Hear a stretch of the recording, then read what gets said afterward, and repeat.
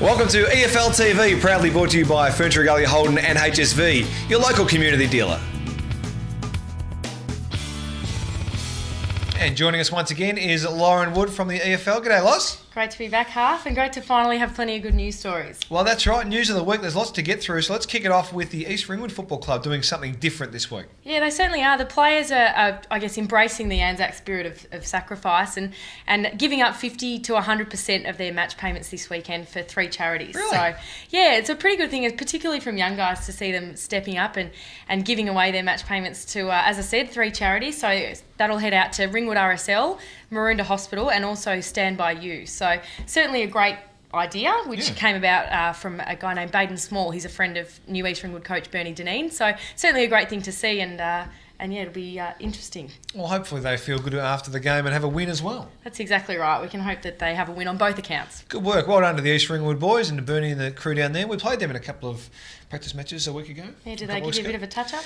They did a bit. They're a pretty good team. Yeah, I've heard that. They're going to be okay. Now, Croydon, speaking of good teams, they've been a good team the last couple of years. They've got some new additions in the ranks. Yeah, they have. They've had 3 guys fly down from the Tiwi Islands. So I don't know if you follow the Northern Territory League very much, but Tiwi's quite a strong outfit up there. And they had 3 young guys fly down, as I said, last week and line up in their reserves out at Cheong Park against South Croydon on the weekend. What a game.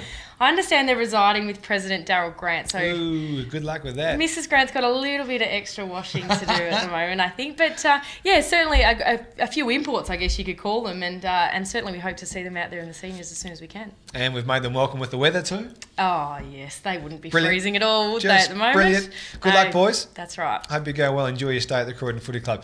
Now, the Radio Eastern game of the round. What is it this week, Loz? Absolute cracker this week. Out on the balcony at Montrose as they take on Roeville. So Brady Johnson. That's right. Certainly interesting to see how he's going as a new senior coach in Divi 2. But 1 versus 2, so certainly a great clash. And you can catch all the action on 98.1 Radio Eastern as usual. And can you video stream it via the web? That's right here on the YouTube channel. You'll see it down the right-hand side of the EFL website. Completely live streamed from 1 o'clock right through to 6. And also, if you're playing or if you're at the ground, you can go back and watch it at any time. So it'll be stored right here on the YouTube channel, and you can go back and have a look. And will that be every week? We'll do a game live. It will, I believe so. So certainly an exciting addition to. We saw it in the finals last year. Certainly an exciting addition to each weekend. Fantastic, and we love a competition here on EFL TV. It's the best thing we do all week, every week. What's this week's competition? That's right. You'll have to listen out for the code word. You're going to give it away at the end of this episode. Look forward to it. And make sure you email it into competitions@efl.org.au and you can win yourself a Sharon. A new Nurry. Yeah, they're pretty expensive too these days. So my word, they are. Yeah, easy way to pick one up. Do you get to pick your colour? I don't know. You'll have to ask Ben later. All right, I'll ask Ben later. Thank you, Loz. Thank you. See you next time. See you next week.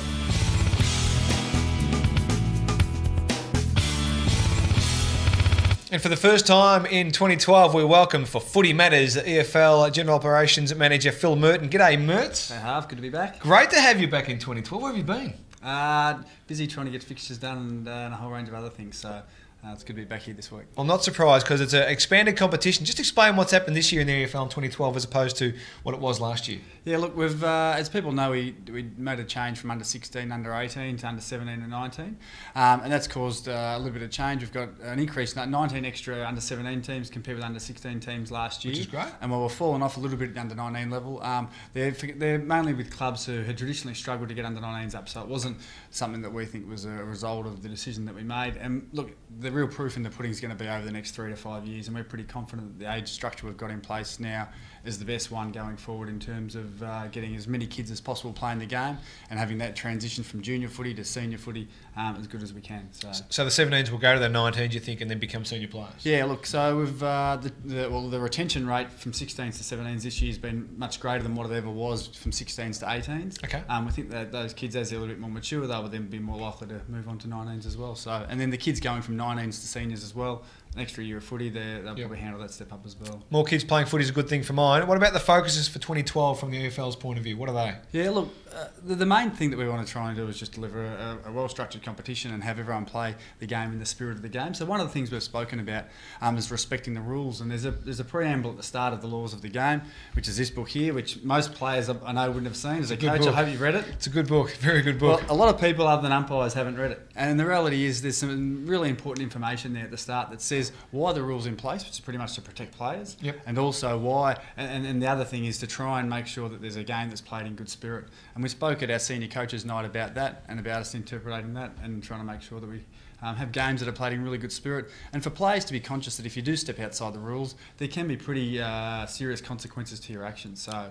Is that on the back of behaviour in the last couple of years, or are you just reinforcing the things that are in place? Look, it's things we try and reinforce every year, but we obviously had some incidents last year that were of a really serious nature that made, I think, everyone stand back and think that we play this game that we love, but let's make sure that at the end of it, everyone feels okay. So.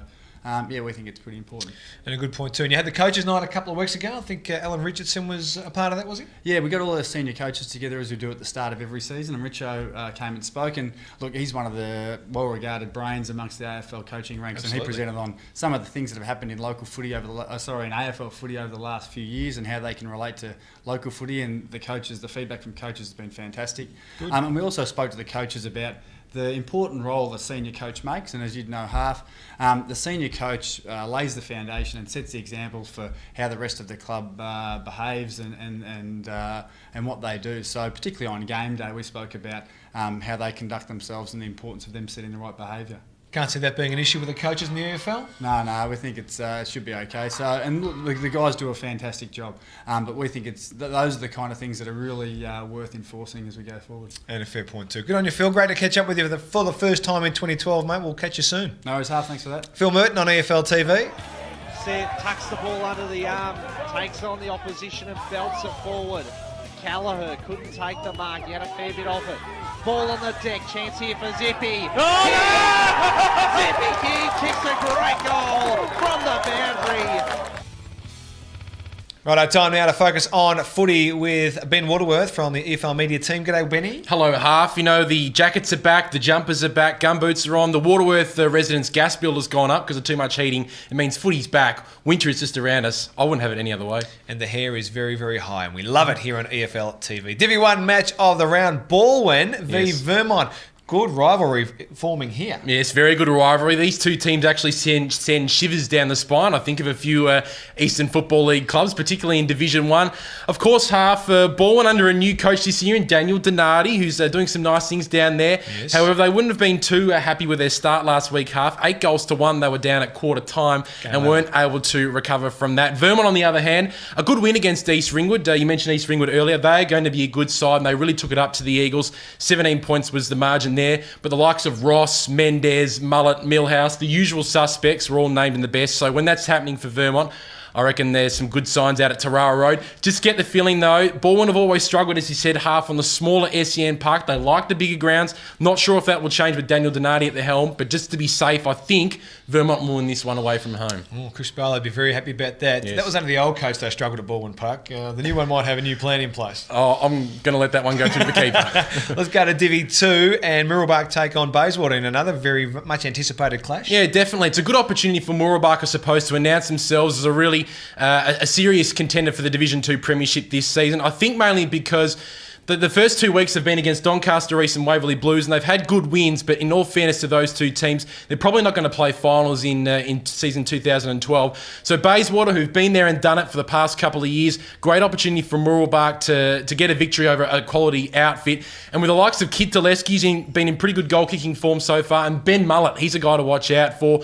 He's a goal-kicking midfielder half. I love those kind of guys. 6 goals in the first two rounds. So watch out for Mooroolbark. I really think they'll get a good victory against Bayswater at Heights Reserve on the weekend. That's in Divi 2 as we focus now on Divi 3. Warrandyte v Wanty South. Now, at the moment, they're sitting down the bottom-ish of the table, 9 and 10. How's this going to unpan? Yeah, it's a good opportunity for these two teams to, I suppose, get a bit of respect back in Division 3 as well, because like Wantirna South especially, have come down from Division 2 this season, haven't had a good start. They've lost their first 2 games of the year. While Warrandyte, a very competitive game against Baroni in round 1, but unfortunately got pants by Coldstream last weekend, almost 11 goals. No doubt that this game, the result will lie in the magic hands of Mike Morello. Kicked 9 goals for Warrandyte in the first week, and they were able to get within 4 points of Baronia, but last week only kicked 2 goals, and they were pants by 64 points. So Michael Morello, he's lost a lot of weight over the pre-season. He's not quite Phil Merton-esque, but he's certainly looking pretty good at the moment. Like that. Really in good form. I think he'll probably get a bag on the weekend. At home, I think Warrandyte will get off to a good victory here. Big win there for Warrandyte, according to Ben. Now, Divi 4, Canterbury take on Forest Hill. Yes. The Cobras the real deal? I don't know. Hard to say. They're only 2 weeks in, but they had a really good victory over Kilsyth last weekend. I just get the feeling from talking to Tony Rowe at season launch, a couple of good recruits. They seem like they're a chance to possibly play finals this year. They did have a great victory over Kilsyth last weekend without their major goal kicker, Brent Isles, so that's a great sign. Unfortunately for Forest Hill, on the other hand, they really don't have anyone up forward at the moment who's sort of making a name for themselves, because they've lost Wind and they've lost Slater. So that means that not only is the average age and the average weight of Forest Hill gone down significantly, it also means that the average goals have gone down quite a fair bit as well. So at the Canterbury Sports Ground, I just get the feeling that the Cobras will probably get home in this one and possibly announce themselves as possible contenders for the finals in 2012. There's a lot of possibilities going on there for Bernie. Well played. Now, just remind us of the Radio Eastern game of the round. Yes, Montrose versus Roeville on 98.1 Radio Eastern, 1 versus 2. So big game. Looking forward to getting out there. Beautiful. And there's a competition this week where the code word is Field, as in Brett from Ferntree, Holden and HSV, your local community dealer. You win a share in footy. Yes. What colour?